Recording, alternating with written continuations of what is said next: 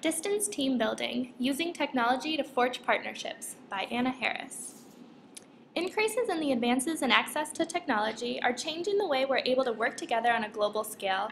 Video conference calls, virtual classrooms, and online file sharing are dramatically impacting the way in which we're able to relate to one another across the globe.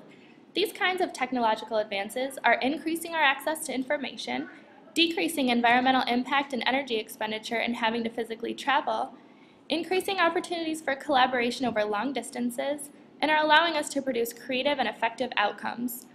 One very real challenge I see is that nothing can truly replace the experience of being physically present with those you're in collaboration with.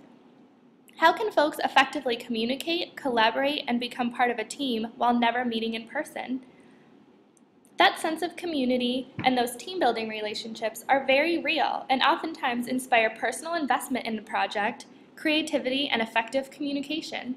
In the absence of physical presence, how can a team leader foster a truly collaborative and sustainable sense of community?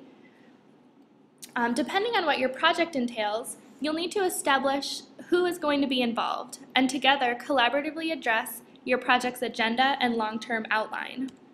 The project that I worked on was a partnership between the Minnehaha Creek Watershed District in Minneapolis, Minnesota, and Antioch University, New England. With funding from NOAA, Antioch was hired to act as a consultant for the Minnehaha Creek Watershed District and to guide them in developing a climate change and stormwater adaptation plan for their greater metro region. As you can imagine, collaborating with a client located halfway across the country was not an easy task, but we developed a very effective method of communicating and have been successfully making progress on the project all semester. By the time I came on board the project, the key players, the project agenda, and the project timeline had already been established. Now it was time to meet and greet my teammates and begin developing an effective method of working together. After spending some time on our initial conference call introducing ourselves, we developed a schedule for us to meet on a weekly basis via conference call. Having these weekly meetings allowed us to catch up with each other and allowed us to get to know each other better. We'd often spend these initial moments on the phone joking and laughing. Next, we'd each sort of briefly address the agenda of topics that we'd like to have covered by the end of the conversation. This way we were able to sort of keep on task and sort of focus. And we would finish each conversation with a list of next steps so that everyone knew exactly what they were expected to work on for the following week. And these meetings were a great way to avoid that sort of out of sight, out of mind feeling, and it was able to keep the project on people's agendas with these weekly deadlines. In addition to these large team meetings, we also established even more frequent, regular communication among the specific committee members. For example, I worked as the Education Outreach Liaison for Antioch, while Mallory worked as the Watershed District's Outreach Education Liaison.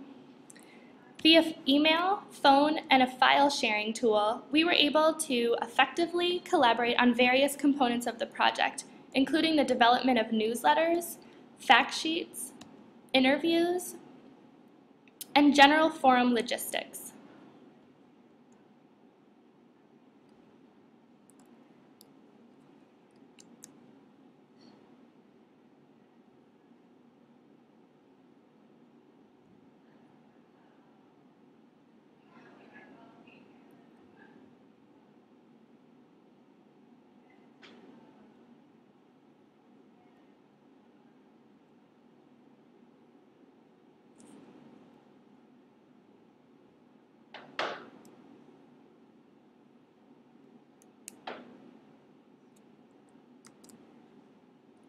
Before any of this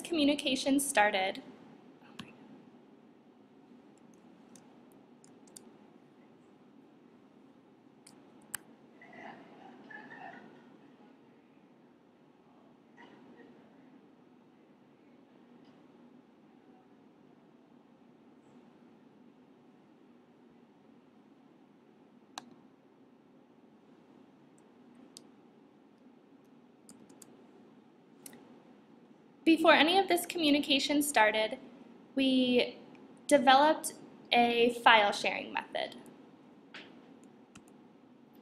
that was accessible and easy to use.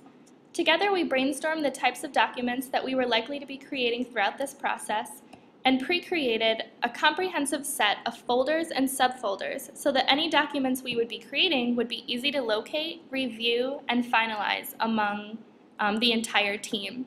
So here you can see the Minnehaha Public Outreach, which is what we were responsible for, folder, and below that some subfolders: advisory committee, contacts, final documents. Within each of those there were additional subfolders, which made organization a priority and access to these documents very easy.